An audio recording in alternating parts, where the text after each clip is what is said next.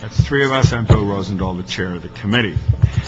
We have a bunch of items, and we'll move through as quickly as it all makes sense to do. We have public comment cards, and we have item cards. First, let me just see with my colleagues. Where's Mr. Koretz? He's not here yet. Not here yet. Oh, he was walking up with me. We both were on the elevator. Here he comes. I walked a little faster than him.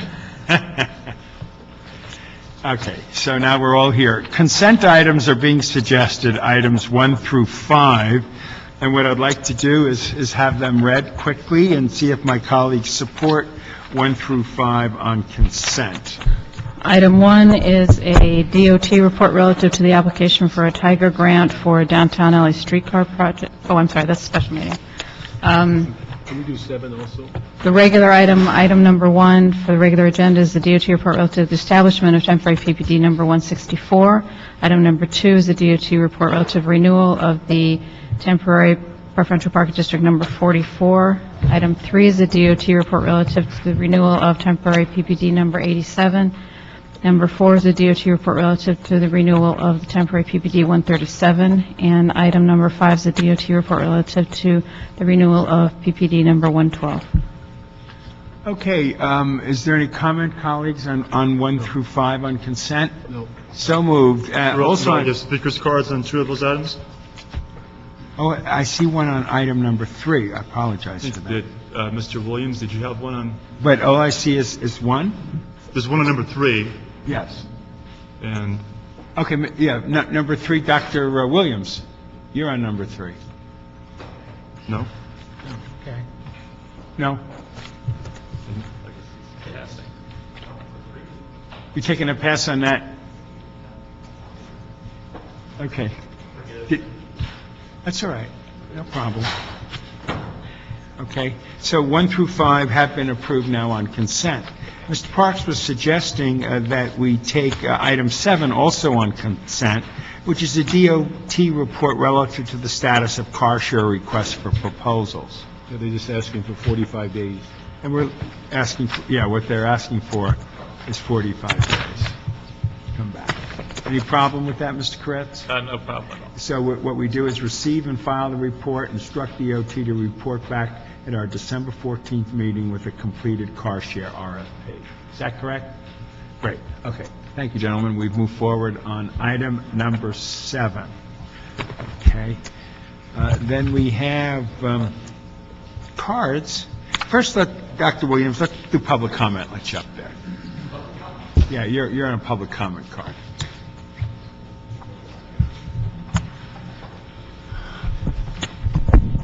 Dr. Tom Williams, LA 32 Neighborhood Council, also on Stop the 710, No on 710, etc. We have a concern that the City of Los Angeles currently holds an agreement with the Caltrans for any project of the 710 in Northeast LA. We're quite concerned about this because it's over 10 years old. Supposedly it was a Snyder-signed letter, but we haven't been able to find a source of it. Archives may be too deep, I don't know. We would like to recommend to the Transportation Committee and or other council members to rescind this letter because, number 1, it's out of date. Number 2, the changes of the legislation regarding opposition to the 710 have been changed, and there's quite a bit of concern that the current resolution by the City Council may not be in a consistent fashion with that of the letter of agreement between the City of Los Angeles and Caltrans. We would like to find out where it is, get a copy of it, and see if we can get anyone to motion to rescind it. Thank you. Thank you very much, Dr. Williams. Okay, item number 9, colleagues, that is on the regular calendar. It talks about, and what I'm suggesting is that why don't you read it first, please? Item number 9 is the DOT report relative to an MOU with Metro for up to $28.34 million for the Wilshire Bus Rapid Transit Project. And what I'm recommending, colleagues, is that DOT report relative to an MOU with Metro for up to $28.34 million from the Wilshire BRT project.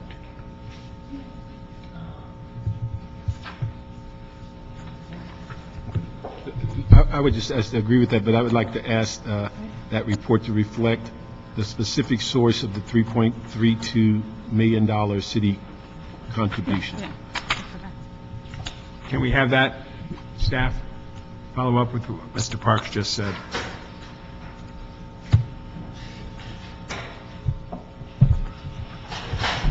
And then if I could, I would recommend that you approve it subject to the final execution of the MOU, subject to the concurrence of the city attorney and the CAO, because they're still negotiating the MOU and we don't have it before us. It makes sense. I appreciate what you just said. Good afternoon.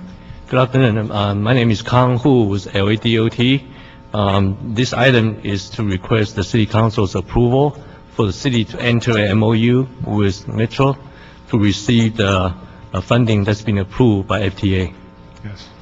What is the source of the city's contribution of the $3.3 million? This item was approved in the previous council. The item was, majority of them is coming from Prop C, and then there are $100,000 from the West Los Angeles mitigation funds. Okay, let me just ask, it shows in your breakdown that 4.4 is coming from Prop C 25%. What is the specific source of the 3.3, so we can put that in the report? Well, that's actually MTA's contribution. We says the city is contributing 3.3. Correct. Okay, Yeah. what's the source of the funds? The city is 3.3, 3.2 coming from Prop C, and $100,000 coming from the West Los Angeles traffic mitigation funds. Now, is that the same Prop C that's 25%, or is that another Prop C? I believe that's the 25% local, LA cities. So Prop C local, Yes. Mhm. okay, and then 700, what was it, 700, the remaining amount is coming from the West LA. Okay, could we just make sure when the committee report is done that we verify and get the correct source, so that we're not guessing if it's Prop C local or? Yes, we will. Get that, thank you, sir. Okay, so then so moved with what Mr. Parks just said and what the clerk had also said before. Committee members, John White, just to clarify, are you approving the DOT request to authorize them to begin negotiation with the MTA, along with your request for report backs? Yes, we are. Thank you. Thank you. Appreciate it. Okay, Mr. Williams or Dr. Williams, I see you've got a lot of different cards here, so why don't you just sit up here as we move through this? Okay.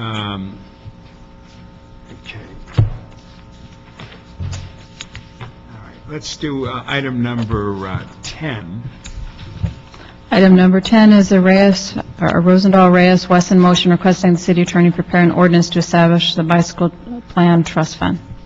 Okay, Dr. Williams on that. Item number 10. It's actually related also to item number 6. Basically, DOT, for most of my comments, LA DOT does not coordinate with neighborhood councils, the Lank, or Dunn. One of the elements here is that every time that we eventually find out what's going on, it's usually through the Bureau of Engineering. Therefore, we would like to have the DOT establish a liaison or an MOU between the DOT and the neighborhood councils in order to coordinate what's really going to go on in the various neighborhood council areas. So far, that's not done. Even their own writing says that they coordinate with the council districts, et cetera, et cetera, et cetera, but none of the neighborhood councils. So we always wind up having a problem. In this particular case, where is the money going to come from? Where is the money going to go for bicycles? A lot of our stakeholders within the neighborhood councils are very concerned regarding the bike plan and its implementation. They would like to have some sort of participation in how it's actually implemented, usually through Bureau of Engineering and/or Street Services. So, can we get the committee to initiate to every one of these things where it has local input to have an MOU between DOT and the respective neighborhood councils to review things in a timely fashion, not 3 days' notice for a committee meeting. Thank you. Thank you very much for that. Just a sidebar comment and appreciation. In my district, they do meet with all my neighborhood councils over everything, and they engaged in that process, and I make that a policy, and everyone knows that within it. I agree with you. I think it's a good point. Unfortunately, I did not realize item number 5, Don Andrus. We put it on consent, and I know it was for proposal. Are you in the room here? He left. He left, okay. So I just want to acknowledge that he was here. Did we resolve 10? 10, it's up for us now to speak. We just had comment from the good Dr. Williams. And one more speaker as well. Yes, it just came in. Sandy Sanchez, come on up. Thank you.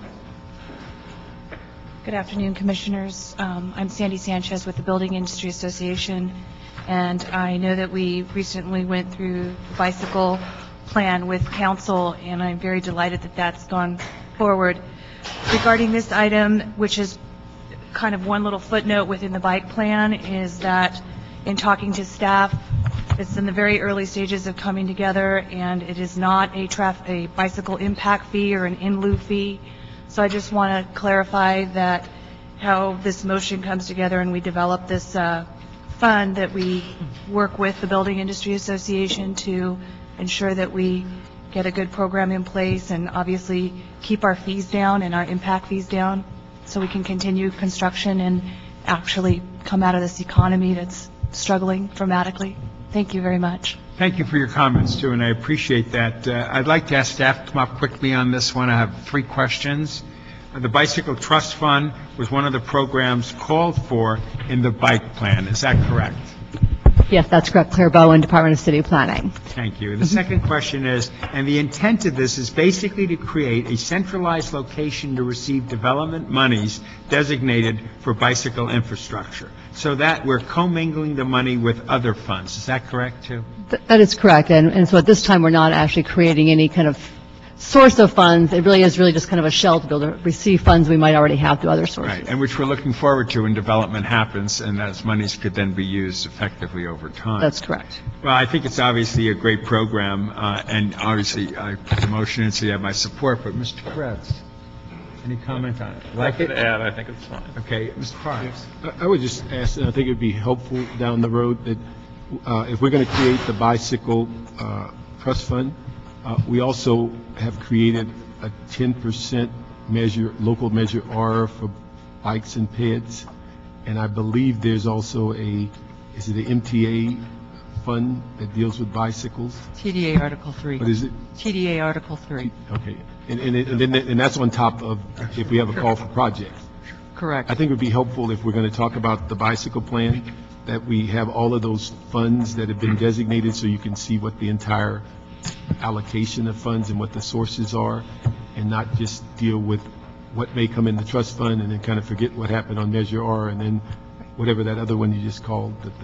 No, that's a really good point. We've actually at one point we talked about whether we could consolidate them all into one trust fund. We were told we couldn't. We actually needed to leave them as separate funds, but we have been talking about, at least in our kind of those budget reports, to be able to at least lump them all together so the council does have a clear And there may be accounting. others, I don't know, but it just would be helpful to be able to look at it and I would think make an annual recommendation on how the funds will be spent in conjunction with each other, if you have to use some that leverage others, as opposed to dealing with each fund as a separate fund. Yeah, I don't think it's any fun for us either. Michelle Mallory with LADOT. We are constrained by some of the funds that are established legislatively. TDA Article 3 is one of those, Measure R is one of them. So we are required to do certain functions at certain times. With TDA, we have to spend our allocation down before we can come back to council, and they don't always coincide. So I know understand. I'm just saying it would be, I think, helpful if we're going to put the bicycle plan together, that you have some idea to say, well, Agreed. there's X number of dollars here or there, and you're talking about the larger pot, understanding the restrictions. Because I think, if I remember correctly, on the Measure R, it's got to be somewhat used for pads and bikes, so it's not always the 5% for each 10%. But I just think when you look at it, we'd have a better picture of what we're going to do on bikes. Okay. Point well said. Mr. Kuretz. Now, exactly how is the contribution to the Bicycle Plan Trust Fund going to work? At this point, there isn't an identified source of funds. It really is just creating kind of a shell, but we do know that we already have projects that might voluntarily do a development agreement with the Department of City Planning, for example, and right now we don't have any place to move those funds to. I know Michelle has also talked about in the past, there's been entities that have, again, wanted to give the city money to do bikeway improvement, and again, we have no place to kind of actually receive that money. So for right now, really, it's just a receiving place. And hopefully in the future we will look and start to talk about how we might actually create some other kind of continual revenue source, but that has not been adopted at this point. So right now it's clearly a voluntary concept, so a developer could agree as one of their mitigations to put money into this, but they wouldn't be required to do so. That's correct. In that context, though, we can put it into the trust fund because it's development money or not. And if the project came forward and you wanted to, sure, I would. Project in an area and they put X dollars that they. Yes, you could say you could direct it towards this trust fund. We have that opportunity to do Yes. that. Well, I'm Tom Carranza with LADOT. Sometimes it happens where a project does not have physical mitigation measures. Right. So they volunteer these in lieu measures, and either through pedestrian enhancements or contributions to something like this, a bike plan. Okay, just know this, I want pedestrian and bicycle, both, and I want to get as much as we can into these funds so that we can actually make these projects happen. Okay, we got that?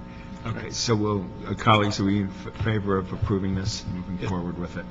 Okay, now we've gone rather quickly, so tell us what we have left on the regular agenda before we go to special. The regular agenda, you have item 6 and you have item 8. We have item 6 and item 8, okay? Item 6, read it. Item number 6 is a DOT report relative to the application for a Tiger II grant for the LA River Bikeway Network project. Staff, explain this real quickly.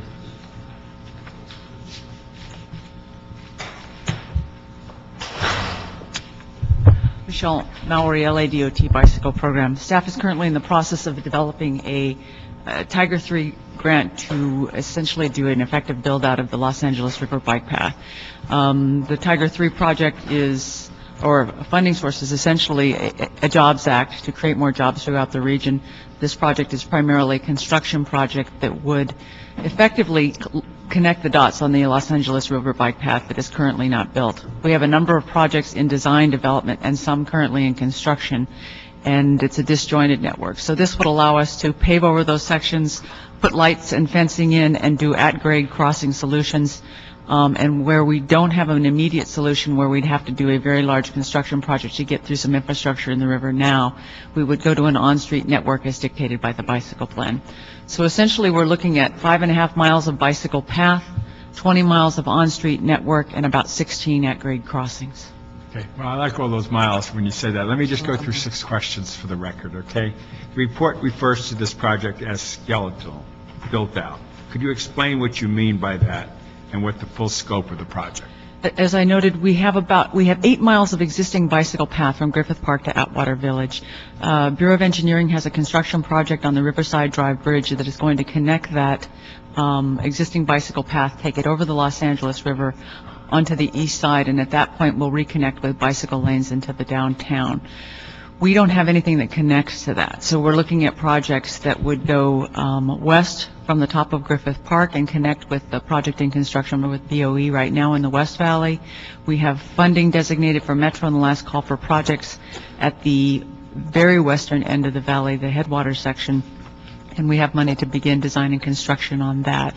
So we've got some existing segments that sit by themselves out alone. This would fill the gaps with 5.5 miles. And again, where we had big construction elements, we'll come with and do an on-street network. It's beautiful. The $5 million in Measure R funding has been identified as the match for this grant. But at this point, we're only demonstrating that we have funding available. Is that right? The project will actually probably go over 4 years. If we are granted the funding, we'd be notified sometime in January. We'd go through environmental right-of-way, which we expect will be quite limited, and design in 2012. So we would need the money for the design element in 2012, and then construction would take place over the years 13, 14, and 15. So we'd be spreading out the allocation over some time.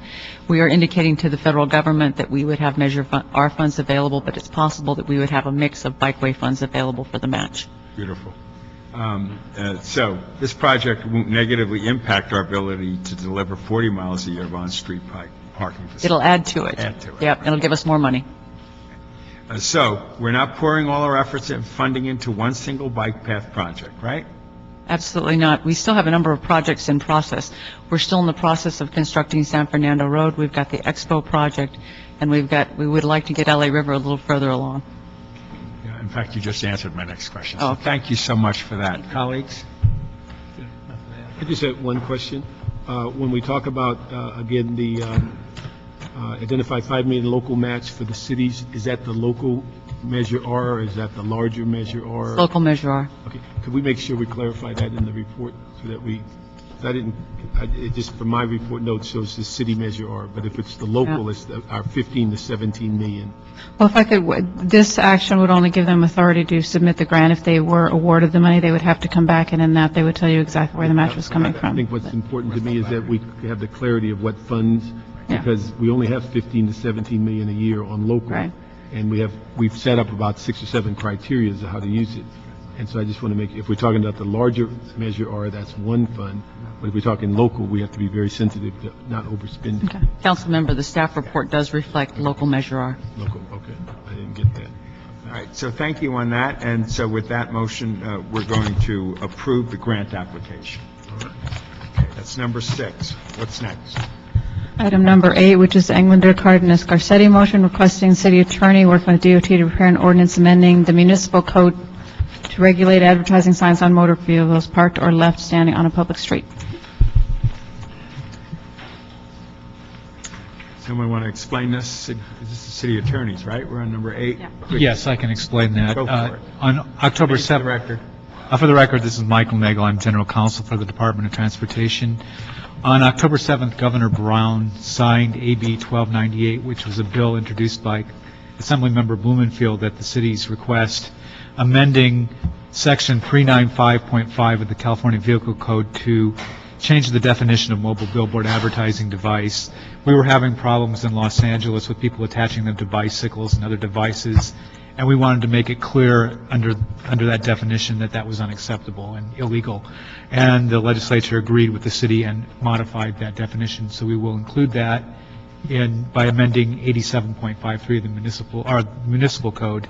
In addition, we made other requests in that bill, which were prepared by the city attorney's office and transmitted to Mr. Blumenfield. We wanted to set new time and distance requirements. We no longer wanted to be bound by the 72-hour law, that they couldn't be out there for 72 consecutive hours. The legislature approved and said that local municipalities could set time and distance requirements. We can set a time that we want these things, or a maximum time that they can remain on the street. Right now, we're looking at 2 hours, unless a sign is posted that indicates a lesser time. Under Section V of 22651, we're not required to post signs for mobile billboard advertising devices, which means all we have to do is issue a warning citation and wait 24 hours, and then we can impound if they're still in violation. AB 1298 also, in its provisions, required not only limited the size of advertising signs on motor vehicles themselves to. It's an old ordinance that we had suspended, 87.54, which said that an advertising sign on a motor vehicle could not exceed the height, length, or width of that motor vehicle. The legislature has codified that now under AB 1298, so I will be also preparing an amendment to our current 87.54, which now allows us to regulate also mobile billboards attached to motor vehicles. It shall still be illegal for any unattached mobile billboard device to be on any street in the city of Los Angeles. They can be impounded immediately. The mobile billboard advertising devices attached to a motor vehicle will be subject to a time limit that you will make the finding. It will be ultimately the council's decision to determine what that time is and the distance that it has to be required to be moved. We were in discussions with the department staff we believe moving it a mile and not allowing it to return to that within a mile of the location where it was previously parked for 24 hours would survive judicial scrutiny. And so I'll be preparing that and preparing a report for council regarding that. In addition, there'll be other things that will be put into the ordinance. We're not going to allow, it should be illegal for a motor or for one of these devices to be parked in a metered parking, more than one metered parking space. If they're attached to a motor vehicle, they may take up 2 spots, which limits parking for other people in business districts. Also, it should be illegal to park in a residence area as defined by Vehicle Code Section 515. That has been a key problem throughout the valley, is that these things are being left in front of people's homes for long periods of time, which is one of the key factors in getting that bill amended. They'll also be required to be registered. All trailers that have these mobile billboards attached to them must be registered with the California Department of Motor Vehicles under several state code sections, and they must be compliant with all safety requirements set forth in the California Vehicle Code. Those will be spelled out in the ordinance itself. Also, we will limit the size of the sign that is attached to a motor or to one of these trailers to 4 by 6 feet. That's generally what they are out there. Right. We don't want them bigger than that because they will cause a problem they'll create a safety hazard. Right. They will be able to be impounded if they violate any of these code sections, both under 22651V or if there are safety problems with 22651B.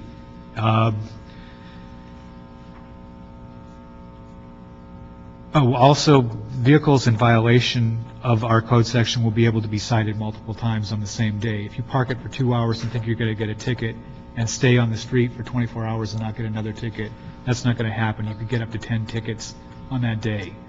So that the reason people have been parking these things out there is because it's a cheap form of advertising. Right. And this will make it an expensive form of advertising. And we can do that under state law. There'll be a severability clause in there in case a court finds that we have a problem with any of our code sections. And the violations are likely to be the same unless you determine differently, as they are currently spelled out in 87.53, which is a $250 fine and misdemeanor prosecution.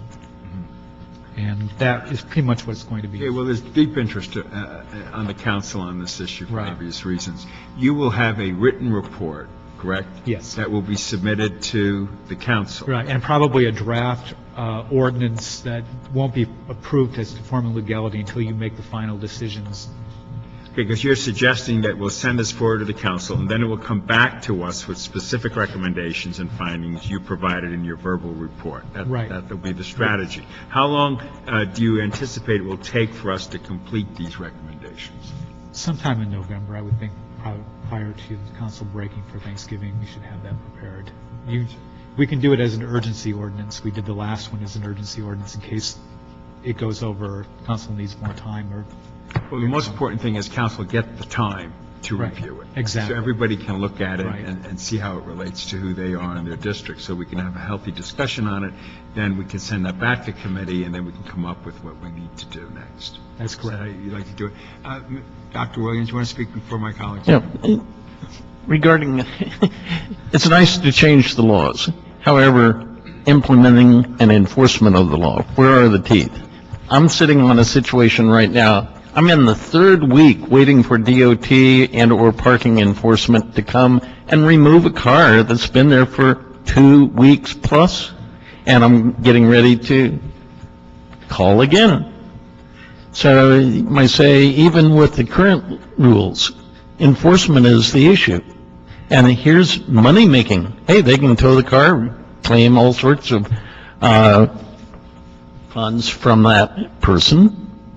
But if it's not enforced, hey, what's going to go on? There's also a matter that we've had box trucks, 2-axle box trucks with very large envelopes that have had signs on them, big for sale signs on occasions, other signs that are on the box of a box truck. So illegally parked for more than 72 hours, hey, if there's no enforcement, I don't know how we can really deal with this particular situation, even if the state law changes, if it's going to be non-enforceable. So make the penalties big enough so that you can get some real enforcement, because right now, even with the current laws, enforcement's not there. Just for the record, on mobile billboard advertising devices, the Department of Transportation has been highly successful in enforcing that particular ordinance. Well, They have removed almost 90% of these mobile billboard advertising devices from the streets of Los Angeles. I'm on my third abandoned car Well, that's a different syndrome issue, this sir. year, and the one that's there now has expired plates, et cetera, was sitting in a tow-away zone for DWP, but nothing. How long ago did you make that call? How long ago did you make the call on that particular vehicle? Over 2 weeks ago, I made a call. All right, make sure you talk to staff right here Yeah. in the room here afterwards, and they'll resolve it for you. I'm sorry you had. Well, I'm getting ready to do my next call, probably Well, tomorrow. hopefully, you don't have to. You can just talk to the head department. Before you Right. get up, Thank I you. see that you had put in a card for item number 7. Cards for a lot of things. And I will obviously, after we discuss, well, we're going to vote on number 8, and then I want you to stay there. If you wanted to make a comment on 7, we'll bring it back. Okay? Colleagues? Yeah, I think you answered most of my questions. Are there increased penalties for multiple violations that we contemplate? We already do that under 87.53. A second, I don't have it in front of me right now, but I know that it's an escalating thing, and you certainly can, if you want to weigh in on that, can do that and change them. I mean, if they're getting constant $250 violations, and that doesn't seem to be enough to shake them, you would hope there'd be substantial increases. So it would start to become so cost prohibitive that they would just quit pretty quickly. I believe the second violation is $500 and the third is $1,000. Yeah, That's why 90%. That's exactly what I was thinking. That would discourage people pretty quickly, especially if they were getting cited every couple of hours. That could add up to be pretty dramatic after a couple of days. So I think that would be great. Also, I don't know if I missed it or not. What's the recommended minimum distance that we're going to require them to We're still be moved? discussing that right now. We believe it will probably be a mile or a half mile minimum, and they cannot come back to that within a half mile or a particular radius for 24 hours. So that, because we have no way of measuring whether they've actually moved, because odometers, you can't measure an odometer or can't do odometer readings, so we have to make sure that in order to keep them out, that we set a 24-hour limit, and that they have to move a distance that we can actually, the DOT can actually, out in the field, measure. Yeah, I'd certainly recommend a mile or two in that case, so a mile minimum, at least from my point of view. Yeah, you'll be able to set that. Okay. Parks, let me just verify, on this ordinance, we're dealing with vehicles, not the standing signs? We're dealing with both. One of the problems we had is that they were starting to attach them to motor vehicles, and we wanted one to change the or to make it clear what a mobile billboard device was and what it had to be attached to in order to be legally on the streets of Los Angeles. And so we couldn't get the state to just completely outlaw them. If they're attached to a motor vehicle, they can be on the street, but the state has given us the authority to set time and distance requirements. Okay, but now what about if it's just a object or a stand without attached to the vehicle? It can be immediately impounded. They have to give first time 24-hour notice, a warning citation first. After that period, that particular offender never has to be notified again, and they can be immediately impounded from the store. Okay, but if it's a non-vehicle, what would be the way you'd identify it, just from the ad? Yeah, they're going to be attached to something. If it's not a vehicle itself, if it's not a trailer, it's just an object, then street services can actually pick it up right now. Okay, because what we're getting, not that many, but getting on King Boulevard, is that, and generally it's one of those subjects that people aren't offended by. They're talking about, here's where you get information about training dogs or things of that nature, but they'll just put a stand with the sign about 4 or 5 foot high, and it sits in the park, I guess the parkway. Yeah, if it's not a vehicle, it can be impounded right now. It doesn't But require if it's warning. a trailer. If it's a trailer, which with a is license on it. with a license, then it falls under our mobile billboard advertising So device. so we're covering trailers, cars, but if it Yeah. has no license at all, it can be picked up immediately. If it doesn't have a license, if it's on a trailer, if it has a VIN number, there are various, our policy right now is to consider them vehicles. If they're just on stands, they're not vehicles. They can be impounded right now by street services, or DOT if they're on the street. This was directed at mobile billboard advertising devices. One of the requirements is that they're going to have to be on trailers and registered with the Department of Motor Vehicles. Okay. They're going to have a VIN number and a license plate number. And if they tamper with either of those, that will also be illegal. Okay. So there are multiple citations that can be used within our ordinances themselves when they're drafted. Thank you. All right, any other comments, Mr. Koretz? Okay, so moved as directed, no, Dr. Williams. Thank God you were still sitting there. For item 7 now? I'm sorry. First, did you have anything to say about this item? No. You already spoke on it. Good. Okay, so we move forward with it. Okay. Item number 7. Okay. Item number 7, it's something like bicycles. This is a good thing.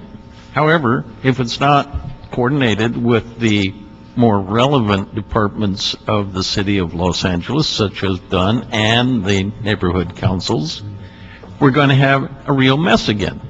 Every time we have a problem with DOT, it's usually after the fact rather than before the fact. So what I would suggest, and I strongly support car sharing, we have some prospective locations in Northeast LA where car sharing could greatly contribute. However, we want to have some sort of meaningful dialogue with DOT in order to locate where optimal car sharing could be provided. There's also a matter as to coordinating it with our businesses so that we don't have too many conflicts as has been found in other areas. So DOT needs to talk with neighborhood councils, at least get some sort of communications opened up between them, maybe through the Los Angeles Neighborhood Council Coalition, meets once a month, provide information at those times to as many neighborhood councils as possible. Let's do it right, and it will save in time and stress later on. Thank you. Thank you for that, and we can bring it back to us to discuss, but it was on consent before. Is there any comments from Mr. Koretz at this point, or Mr. Parks? Okay, thank you, Doctor. We're so moved on this, but I just want to make sure staff knows that the timeline is going to be important, and we are instructing to come back on December 14th with a completed car share program. So we're all clear on that. Okay, great. Next item, please. That brings us to the special agenda. Item number 1 on that agenda is the DOT report relative to the application for a Tiger 3 grant for the downtown LA streetcar project. Okay. And Dr. Williams, you did speak on item number 9? Yes. Okay, I try to make sure that cross that one out. I'm sorry, read it one more time. It's item number 1 on the special agenda, which is the DOT report relative to the application for a Tiger 3 grant for the downtown LA streetcar project. Staff, could you give us a quick report on this?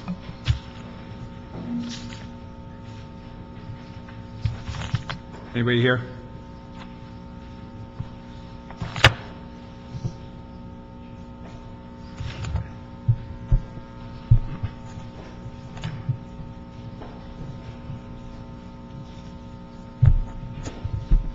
Okay, let me just repeat Yeah, the... Kang Hu with LADOT. This is a funding request to apply for the Tiger grant, similar to the LA River Bike Pass grant application. This is just another application focusing on the streetcars in downtown Los Angeles.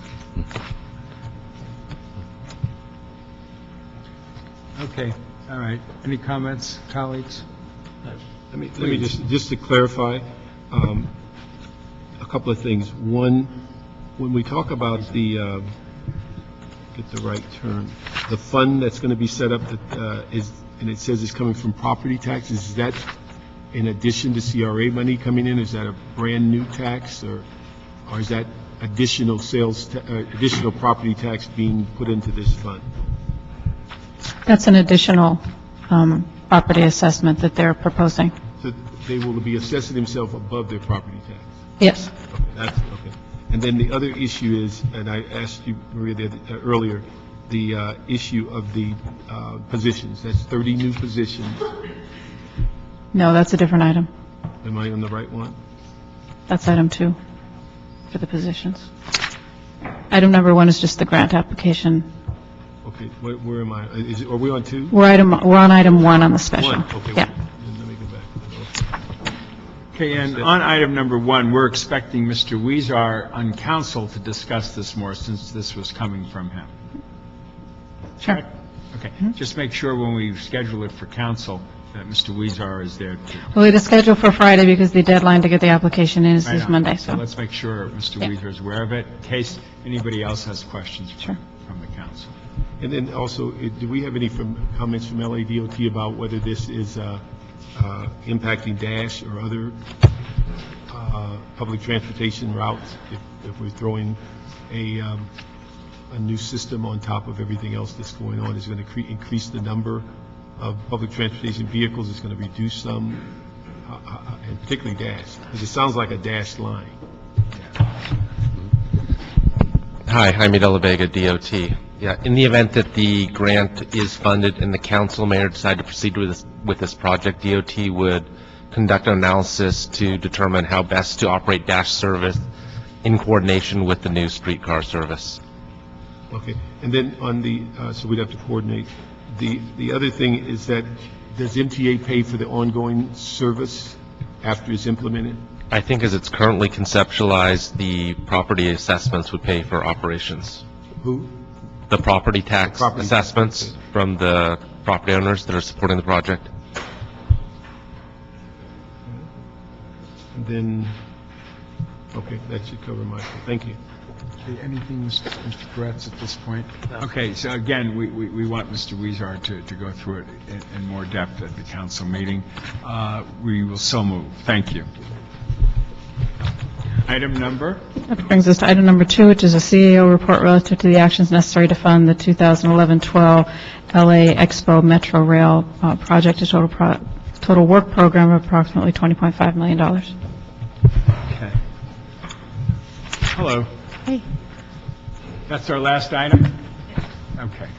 Why don't you give us a report on this? Okay.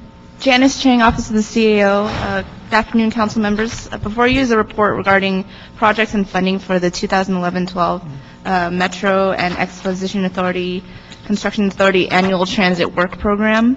This is a program funded by Metro and the Expo Authority. Every year, the city commits staffing and resources to these projects that Metro is working on.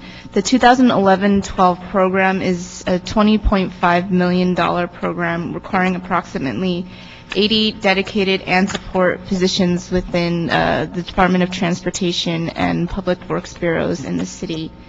There are 21 projects in the 2011-12 program. Some of these projects are listed in the attachment 5 of the DOT report. Some of these include the Crenshaw LAX Light Rail Transit Corridor, East San Fernando Valley North-South Bus Rapidways, Eastside Access, Expo Light Rail Transit Phase 1 and Phase 2, Green Line LAX Extension, I-405 Sepulveda Widening, Lancashire Pedestrian Bridge, Metro Express Lanes, Metro Orange Line Extension, Metro Eastside Quad Gates, Gold Line, Blue Line, and Expo Light Rail Regional Connector, the West Side Extension, and the West Santa Ana Branch. So there's 21 projects listed there. There's a large increase this year in this year's annual work program due to the beginning of the Measure R 3010 initiative to accelerate projects with Measure R funding. And that's why the CAO is recommending the resolution authority of 30 new positions within DOT and the Public Works bureaus, and those positions are listed in recommendation number 6 of the CAO report on page 6.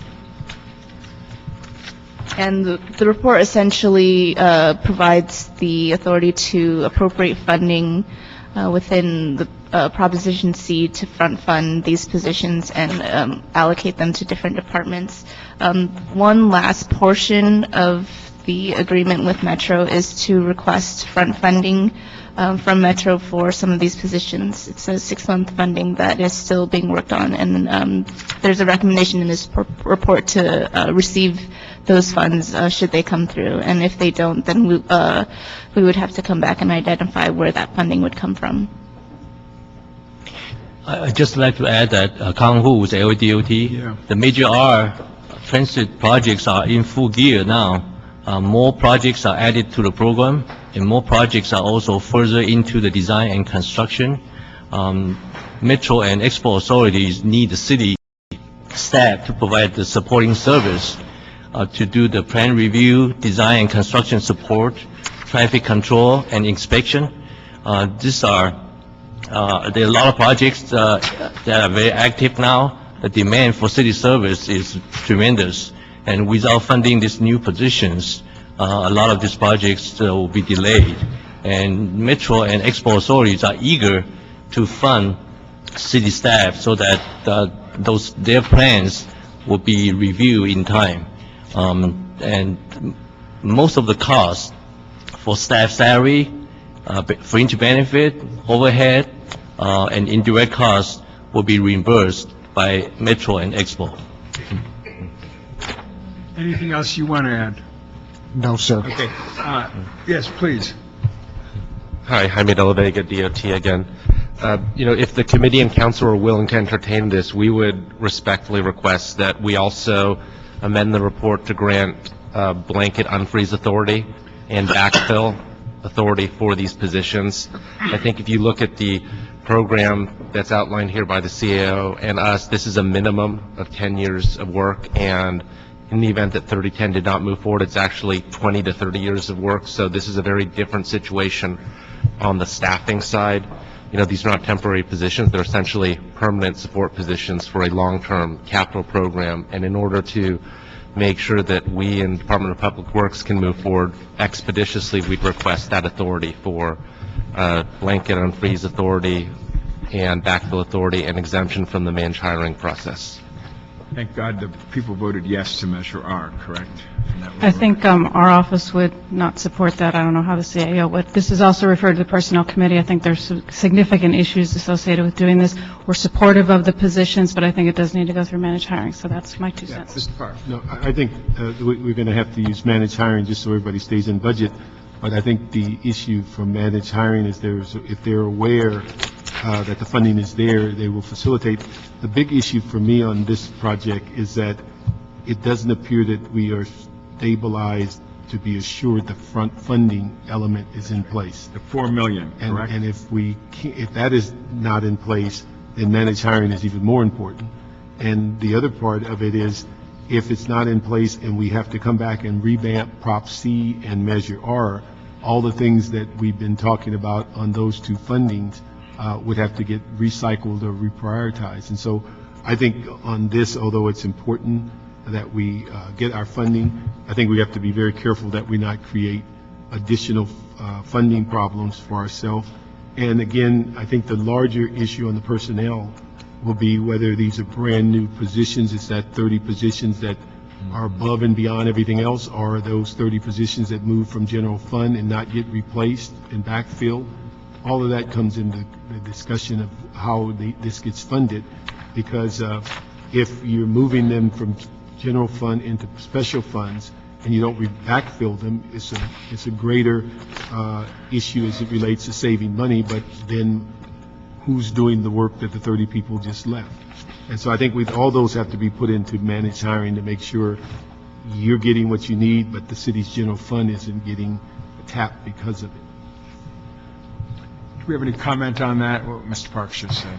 Well, I guess my comment on that is, I recognize the issue of the front funding, and, you could make it subject to resolution of the front funding. I think the issue of backfill authority and transfers and promotions internal to our department and the Bureaus of Public Works is really an issue of service levels for council. You know, if we do end up selecting internal candidates to fill and staff these positions, you are not going to have the same level of service in other areas on both the project side and at the district level unless you also approve backfill authority. And the way it's designed right now is we have current staff. If they promote or transfer, that'll be all special funded off the general fund, and the backfill authority will be equal to or less than the current general fund cost, which is why I think it's a good idea to move forward at this point, notwithstanding what the CLA The says. concern will be if you can't guarantee the front funding, then all of this collapses. Yes, understood. That's the key factor. And the 4 million, when are we going to know about that? MTA has showed their willingness to front fund the $4 million, and we are working with them on the front funding agreement. And they have not formally approved the $4 million front funding, but then it's very likely that they will go forward with that. Okay, that's good to hear. Now, the managed hiring, as Mr. Parks was saying, departments work together. Will that go before the Personnel Committee? This report is going to personnel next, then it will go to council, and if it's approved by council, then it would go to managed hiring. So I would encourage the bureaus and departments to get working on their submittal, so as soon as council does it, then it would go to managed hiring. Right, and the sooner we can get the departments to get it together, the sooner we can take action. Yes. Okay. All right. Yes, Mr. Koretz. Well, if the front funding isn't secured, what are the recommended policy changes to Prop C and Measure R? Do we know what we're going to recommend in terms of what we would have to cut or alter?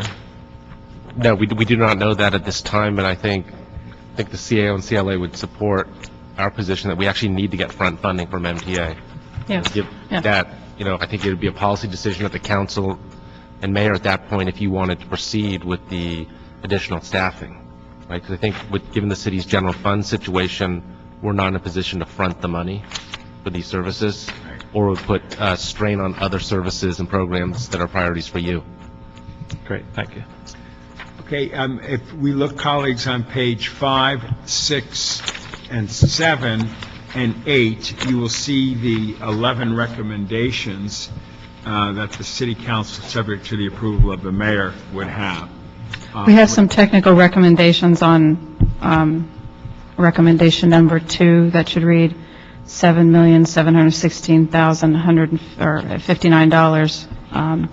And then on page 6, recommendation 5 for DOT's overtime account, that should read $636,871. So if you approve that, if you could approve it as amended for the technical corrections.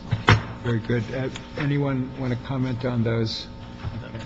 So then we will so move this with your recommendation in addition to it. Okay, thank you. Thank you. Any other items for us to discuss? Is there any other public comment card that came in since then? Do you have a motion to adjourn? So moved. Second. Have a great afternoon.